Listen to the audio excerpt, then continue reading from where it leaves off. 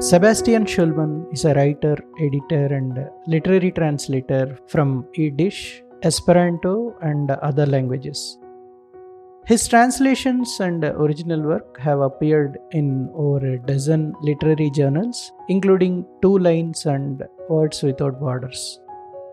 His translation of Spomenka Stimec's Esperanto-language novel, Croatian War Nocturnal, was published by Phoneme Media in 2017. After several years as the executive director of the leading Yiddish arts and culture organization, KlezKanada, Sebastian now serves as the director of the special projects and partnerships at the Yiddish Book Center. He lives in Montréal, Québec.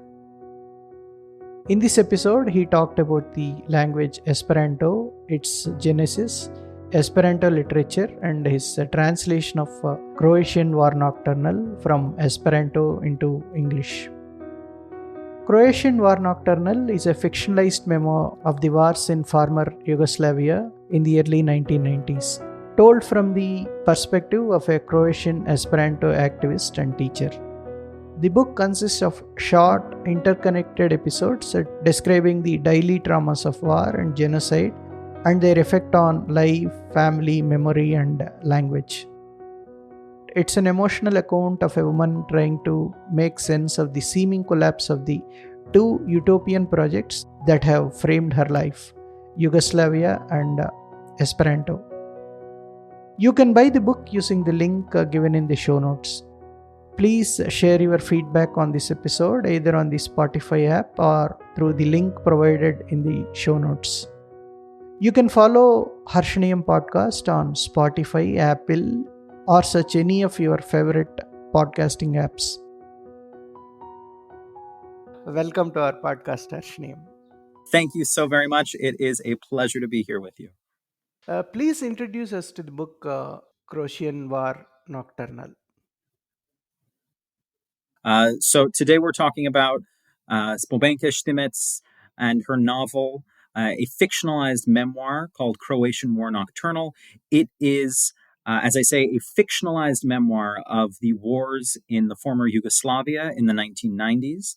It follows the life of a woman who is a fictional protagonist, but very closely based on the author's own life as she experiences these wars on the home front. You know, she is not in battle, she is not a combatant, but she is living through the war. And this book is a real entree into the lived experience of catastrophe, of war, lived by those who are forced into it, who are not on the front lines, but who live with the war every single day.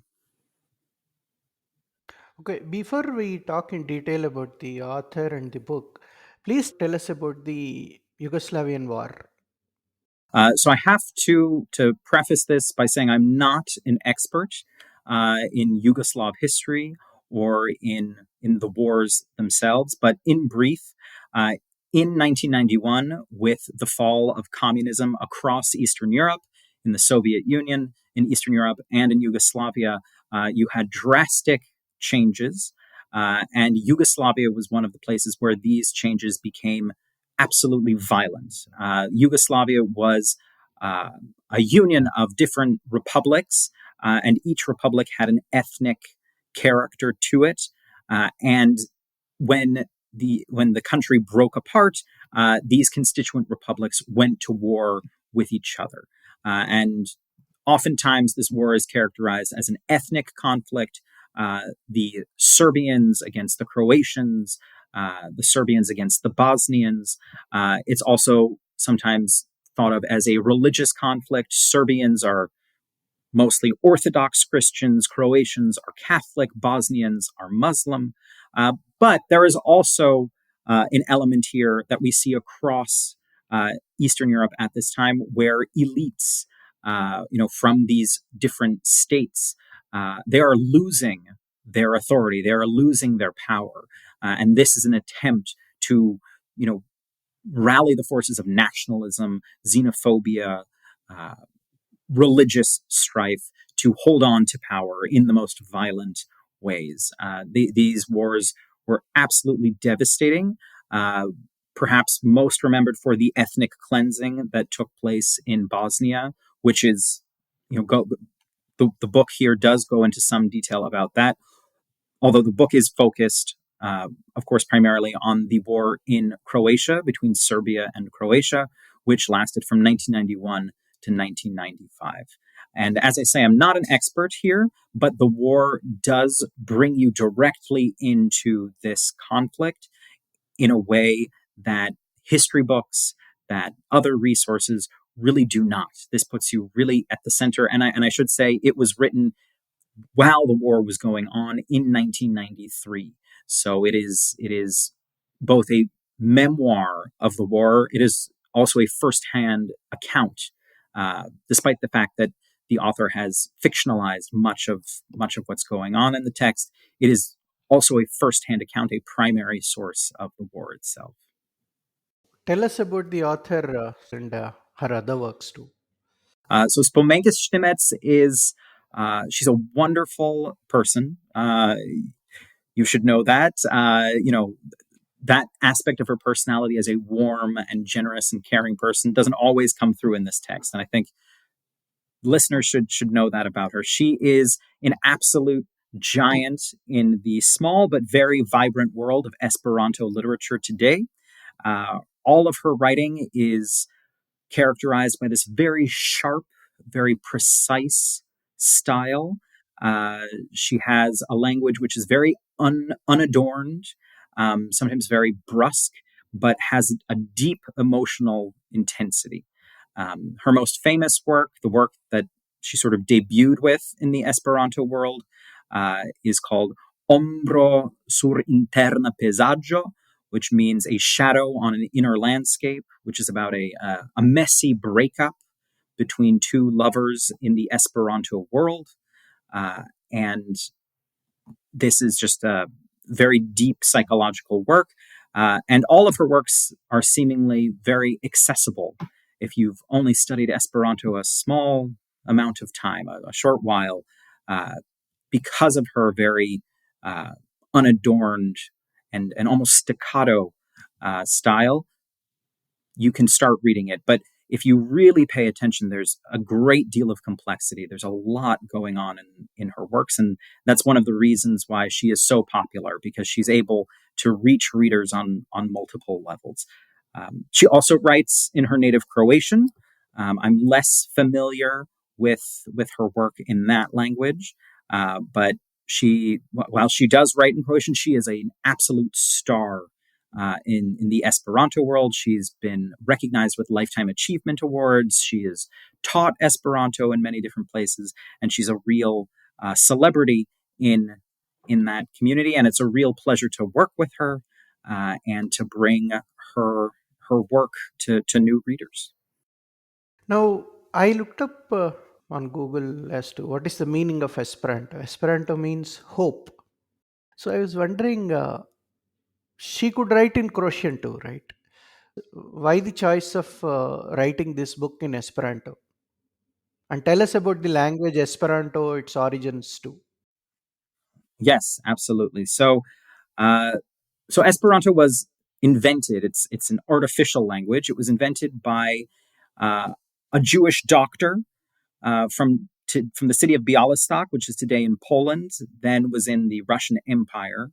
And he, as a Jewish person living in that time and place, had no rights. Jews were restricted in the kinds of professions they could do, in where they could live. They were a downtrodden people in Eastern Europe, and he was looking for solutions to the Jewish question, as it was called, and one of his ideas, and the idea that he stuck with the longest, was this idea of a neutral language. There's this famous quote of his where he says, "As a Jew, I speak one language at home.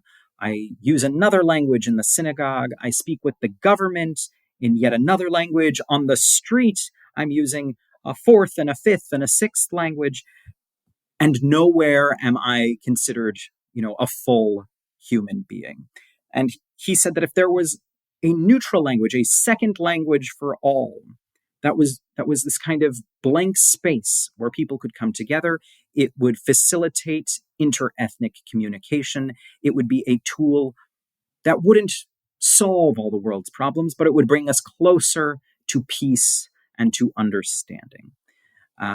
Now, that is sort of one of these core ideas about Esperanto. The community of Esperanto speakers today doesn't always subscribe to that entire program, but it is a very eclectic, eccentric, wide-ranging, global community of people, some 2 million speakers, according to some estimates, and very much grounded in this ethos of exchange, this internationalism at the core of Esperanto culture and identity. And Spomenka Stimec adopts this language as her main form of creative expression, her main literary vehicle, for many reasons. In a certain respect, she is sort of reacting towards global English. English as this language of empire. English is this language that almost erases other cultures. Esperanto is doing something different. So she adopts Esperanto as her literary language as a more equal playing field. But specifically for this book, and what I think is so fascinating, so captivating about this book, she's using Esperanto to critique the international community, to critique the Esperanto community, to say, you're not paying attention to this conflict. You're not looking at us. You're going to your conferences, you're going to your events. You're thinking everything's fine because we have this wonderful community. And here are people in this community that are suffering. So it's at once, she's using Esperanto as this literary vehicle. She is using Esperanto as an instrument of critique. But as you say, Esperanto means hope. Zamenhof, this Polish Jewish doctor who invented the language, his pseudonym when he released this language into the world was Doctoro Esperanto, the one who hopes. Espero means hope. Esperanto, the one who hopes. So there's this deep optimism embedded in the language. And Spomenka, to write about war, to write about the collapse of the country, the culture, the world that she's a part of, in a language that she's devoted her life to, that is also not serving its stated purpose. It's a very powerful message of critique, but it's also a deep and radical optimism to say that, despite the war, despite the catastrophe, despite all the hardships, there is an ember that still burns. There is a glimmer of hope in Esperanto. And it's a very powerful, complex image that she brings in the writing itself and by using this language to write in. And I don't know, I find it endlessly fascinating. I could keep, you could read this book, you could read Esperanto literature forever. It's an incredible world, and one that most people don't know about. And that's part of my motivation as a translator, to bring this worldview, this culture that so few people can access to a wider range of readers. Now, why nocturnal in the name? So a lot of people ask me this question. It's you're not the first one. So I have to start at the beginning. In Esperanto, the title of the book is Croata Milita Noct Libro. Literally, this means Croatian war or military night book. Esperanto is built on these roots. You can take parts of words and make them into any part of speech. You can put parts of words together to create new ideas, new concepts, new words, nyllogisms.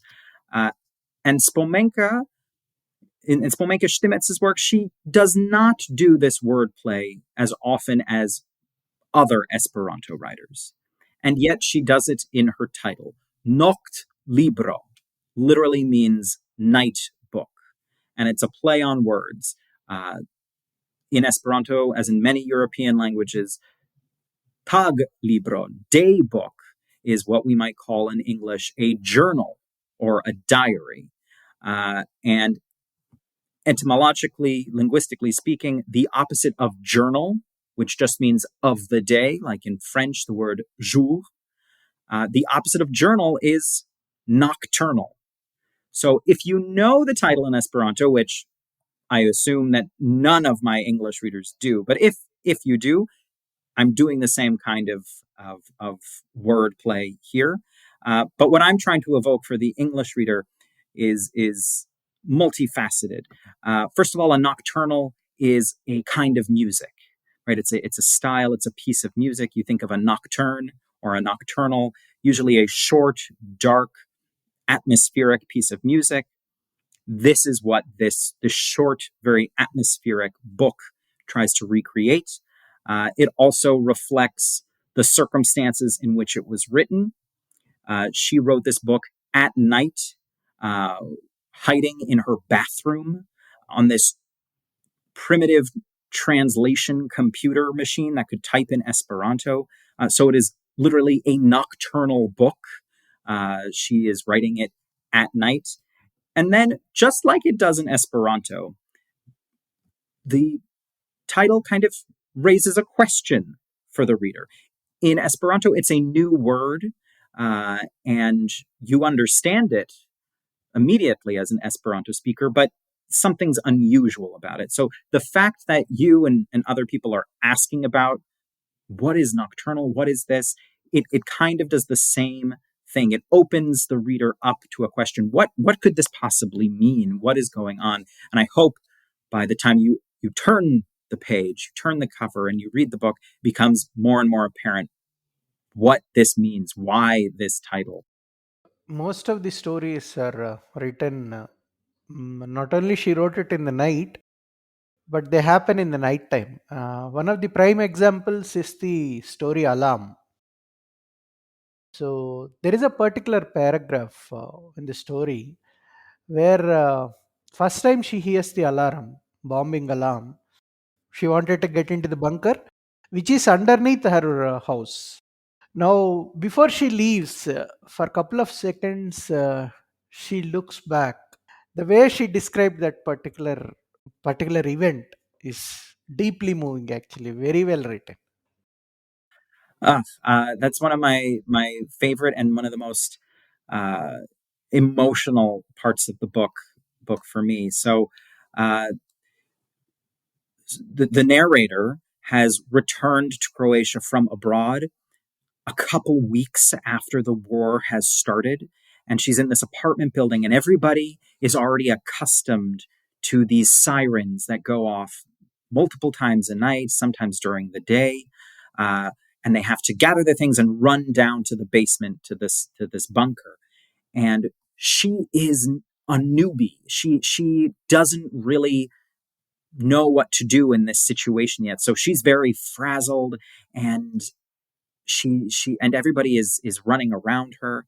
And that moment that you describe, I think it's one of the key moments in the book.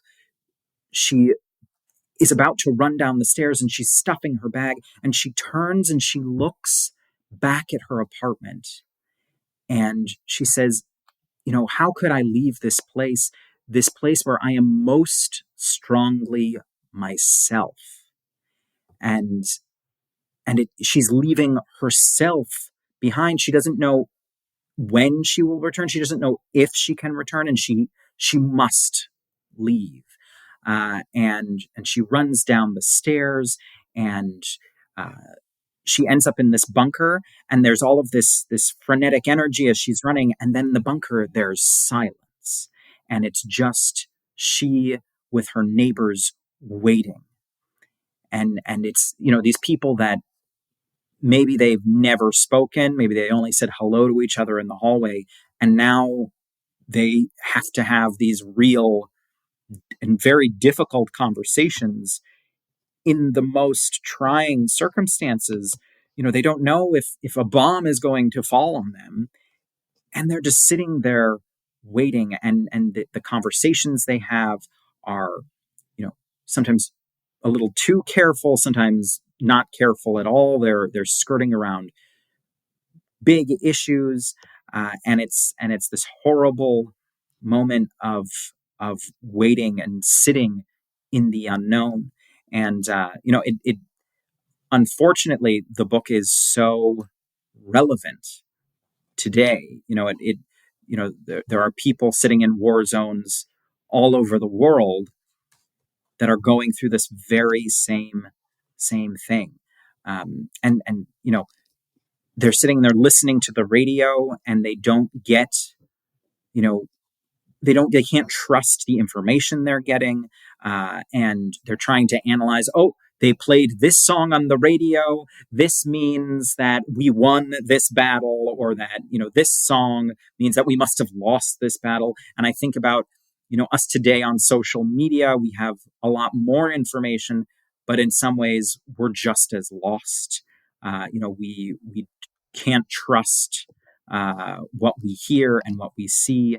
And here she is with her neighbors, and they're trying to piece together things, and they're trying not to argue, and they're trying to be safe, and there's nowhere that's safe anymore. It's a very it mixes the mundane and the sublime right there together. She's looking up and she's seeing these cobwebs, and the dirt and the dust of the bunker is the most mundane and prosaic things you could see. At the same time, they're contemplating their own mortality, life and death, and just kind of waiting and waiting and waiting. It's a very dark chapter in the book, but also somewhat hopeful, because they hear the siren and they get to run back upstairs to their lives, and yet they're never truly relaxed. They never truly get to go back home. And the chapter ends. She finally gets back upstairs. She sort of collapses into her bed and is sinking in.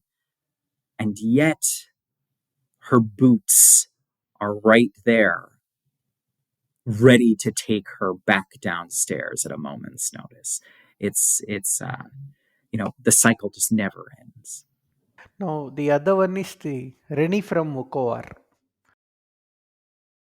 What is very poignant in the story is that their expectation that Rennie will return somehow. Yeah, no, this is also a very difficult read, and a very difficult chapter to translate. This young, promising Esperantist, he's a dentist, he's a doctor, he's a poet. This young man who everybody sort of loves, he's this charismatic person, goes missing, and nobody knows where he is. His aunt is looking for him and reaches out to the Esperanto Society in Zagreb.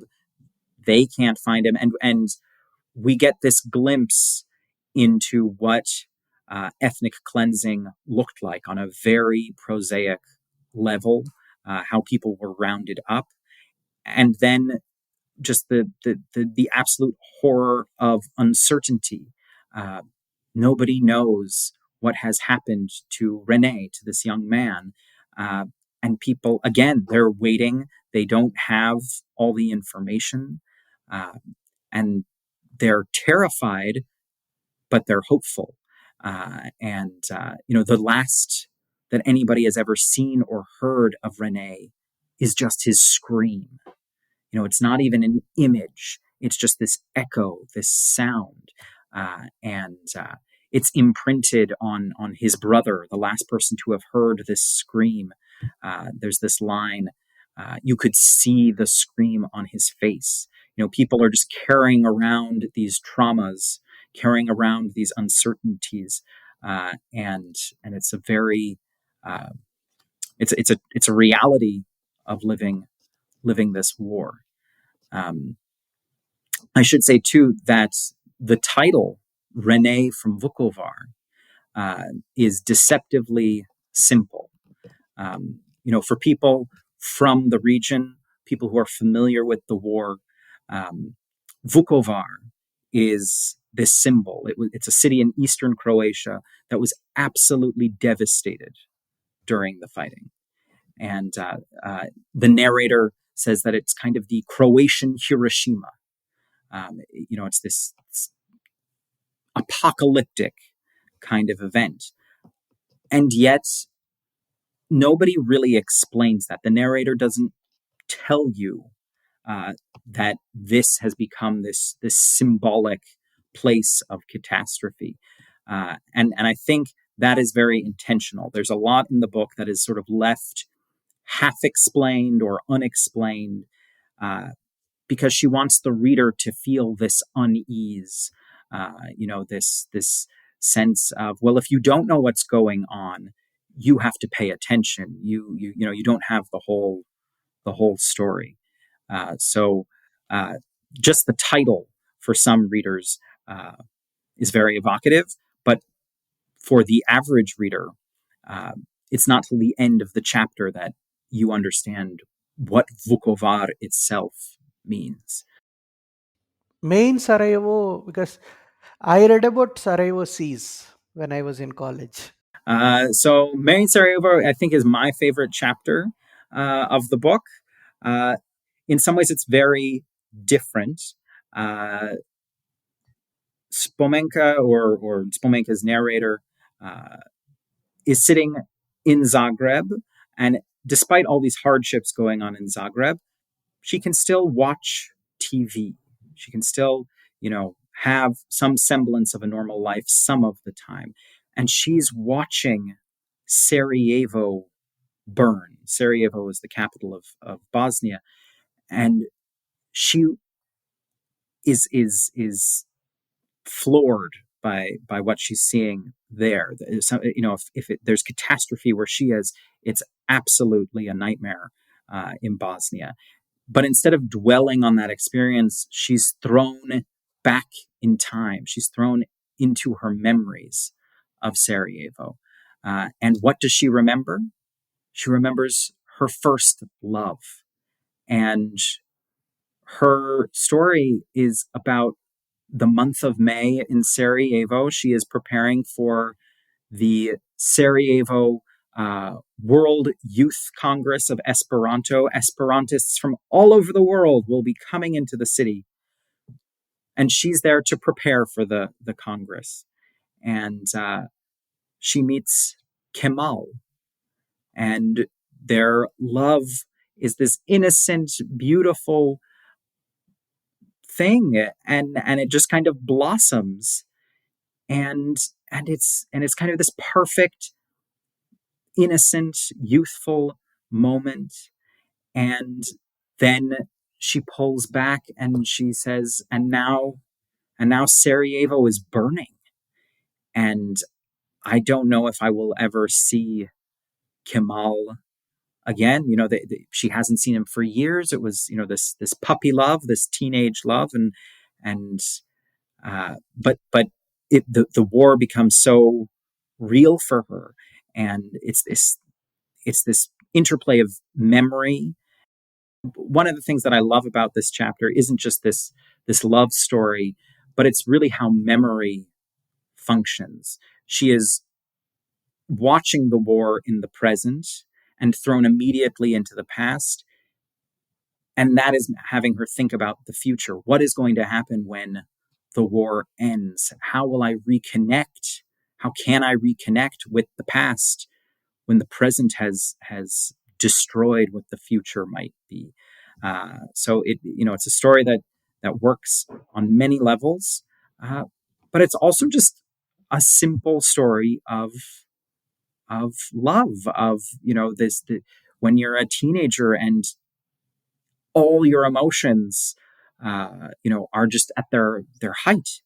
and it's a wonderful, wonderful piece. It's a wonderful tale.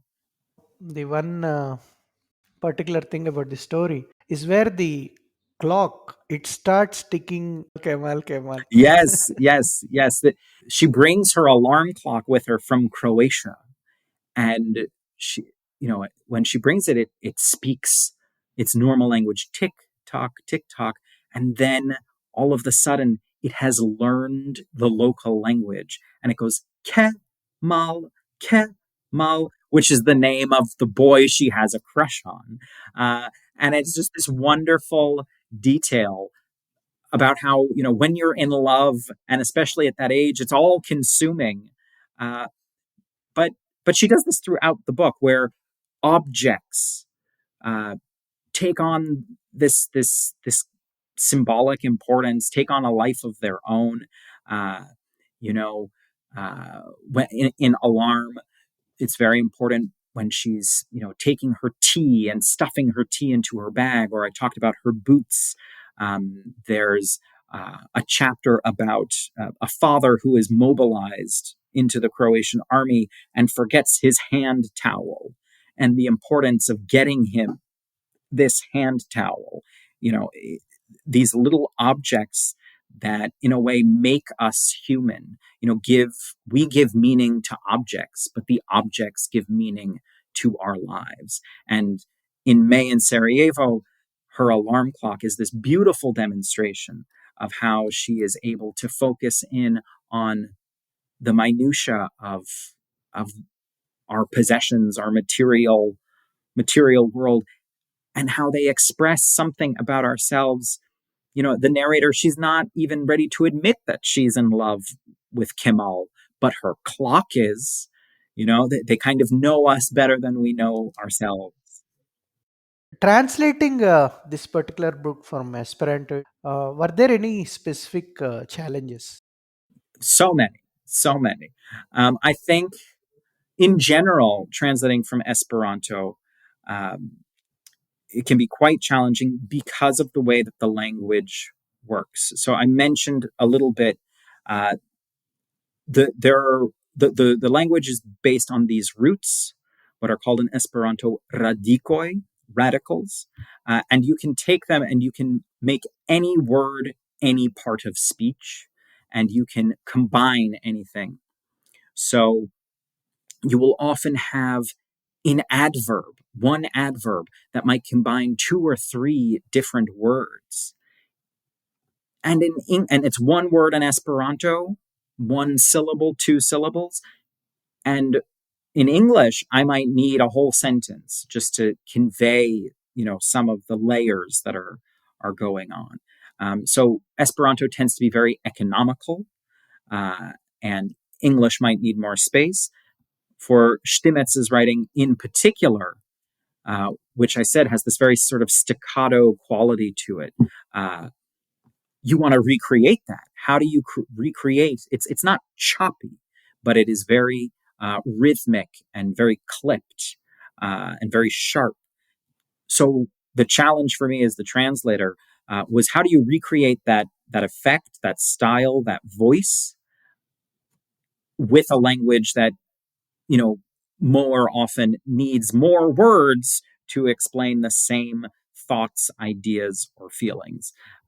It was very challenging, but that's also what makes it so much fun. And the Esperanto literature is vast and untranslated. So much of it has never been read outside of Esperanto, and that challenge is part of what drives me to read it and enjoy it, and to want to share it with others as a translator. The other thing that intrigued me is when you wanted to get into translations, you could have taken up French, Spanish, or so-called mainstream languages, right? Why Esperanto? Why Esperanto? So I came into Esperanto through another quote unquote small language.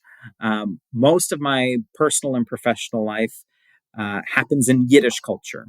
So Yiddish is the language of Eastern European Jews and their descendants the world over. And Zamenhof, the creator of Esperanto, was a Yiddish-speaking Jew. And I became interested in Esperanto because I was, researching Jewish language politics in the 19th century. And Zamenhof was deeply involved in this. He was an early kind of proto-Zionist before there was any such concept of Zionism. He was involved in early experiments with Hebrew, the revived Hebrew language. He left that behind. He dabbled a bit in experiments in modernizing, so-called modernizing of the Yiddish language, left that behind, and came to Esperanto as a project that would be both a Jewish project, but also a project for the world. So that's how I became interested in Esperanto. That's how I entered into the world. But as soon as I learned Esperanto, this community, this literature, just kind of this vast landscape opened before me. So I translate from Yiddish, I translate from Esperanto, and I do translate from a couple big languages as well. But in each of these languages, I look for things that are a bit on a slant, a bit off kilter. And I would say about Esperanto and Yiddish in particular, the languages I primarily translate from, these are international languages. These are languages without a country, without a place on the map. They belong everywhere.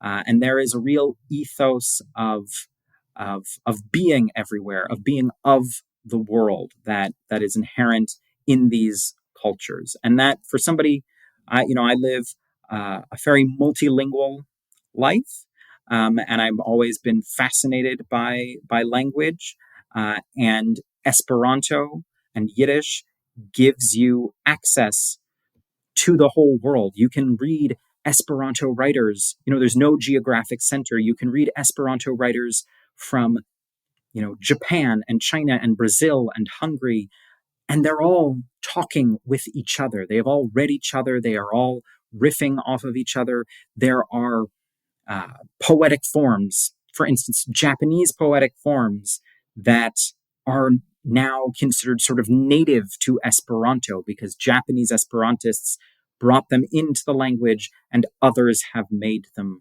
grow. And this sort of, it's one language, it's one community, but it gives you access to the world, is an idea which very much appeals to me. I think we live in a world that paradoxically, is much smaller. You're in India, I'm in Canada, and we're just having a conversation in real time. This is a miracle. 100 years ago, this would have been unthinkable. But at the same time, we live in a world where people are putting up borders. They're sort of breaking apart from each other. And I look towards languages like Esperanto and languages like Yiddish. Yiddish is the language of a particular people and culture, but it also is a place that is very open and very much about exchange and very spread out. These languages transcend borders. So that's a very long answer to a very simple question. Please tell us about contemporary literature in Esperanto. As I've been saying, the world of contemporary literature in Esperanto is very diverse and very vast. There are literary journals. They're sort of all over the world, and in every sort of instance of Esperanto literature, you can see this global collaboration. So, for instance, one of the leading literary journals is called Beletra Almanaco. This is sort of Bellettre Almanac, and it's published in New York.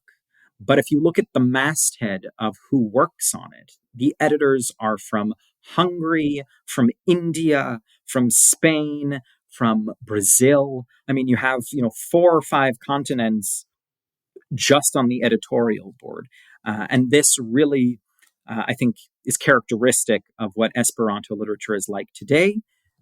We're not talking about huge numbers of people, but people are from all over the place and they really are reading each other. It's a very fast-paced conversation that happens. Everybody reads each other's works. Everybody is responding to everybody.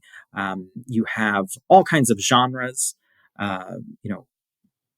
novels, poetry, theater. One of the things that is really nice, as I've said, you have poetic forms, you have different kinds of influences from literature from outside the community that seep in rather naturally. And translation is at the center of contemporary Esperanto literature. In a way, it really is not, in at least in Anglophone literature, or I should say, at least in North America. In North America, we talk about translation as a niche in the literary industry. We talk about the 3% problem, that only 3% of books published are books in are in translation. In the Esperanto world, books in translation are at the very heart of the literary conversation. People are experimenting, pushing the bounds of the language and the literature with translations, and then that feeds into what's called original literature, literature that is written from the get-go in Esperanto. And it's as I say, a vast expanse. It feels like there is so much out there, and it can be very playful. People love to work with wordplay, but then there are writers like Stimec, who sort of have this very tight control of the language, and it's a pleasure to plunge into.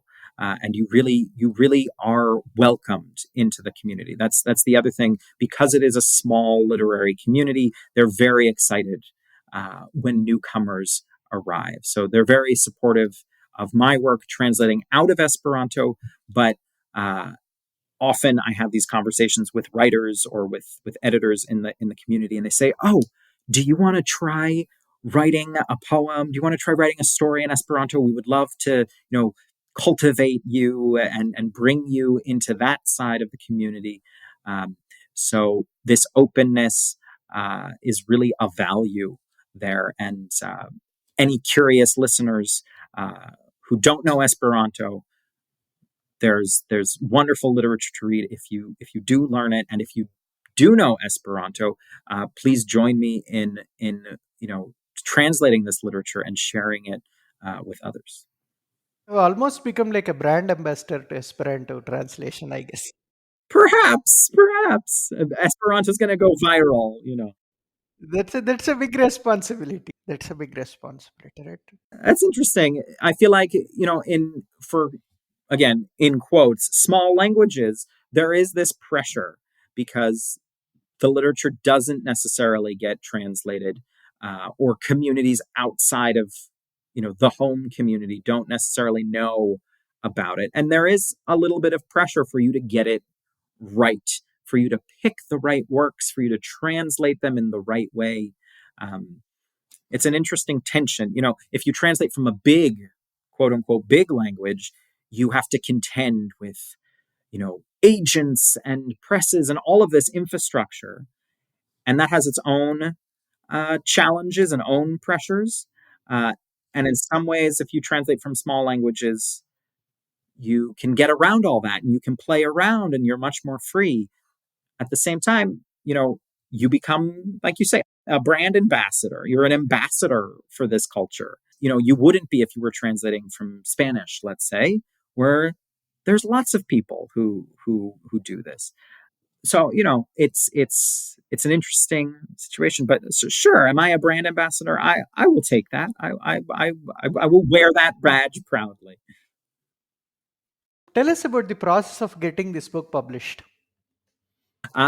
So this is a book that I read and fell in love with. You know, translators from small languages have to love the books they translate, because you are the advocate. You are the person that's going to make it happen. And really, the translation of this book happened almost informally.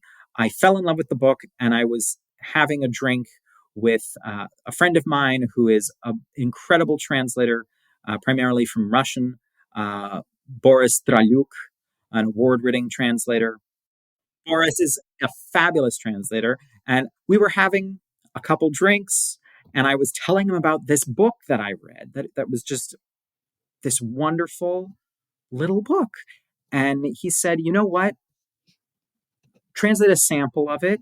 I want to share it with my friend, another translator, Shuk, who at the time was or still works with Phoneme Media, which is now an imprint of Deep Vellum, used to be an independent publisher, now housed at Deep Vellum.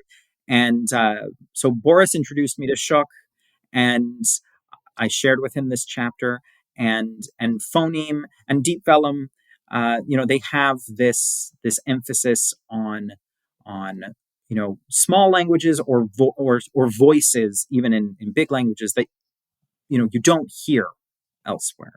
And there's this real sense of justice. They are doing this with a real purpose, and it just seemed like the perfect place for this book in English. And Shuk and everybody at Phoneme, and now everybody at Deep Vellum, they really care about their translators and their books, and it really it seemed fated. It seemed like it was just the right place to be. So generally a translator is shopping around the book, trying to find where it should be, and how to get the attention of editors.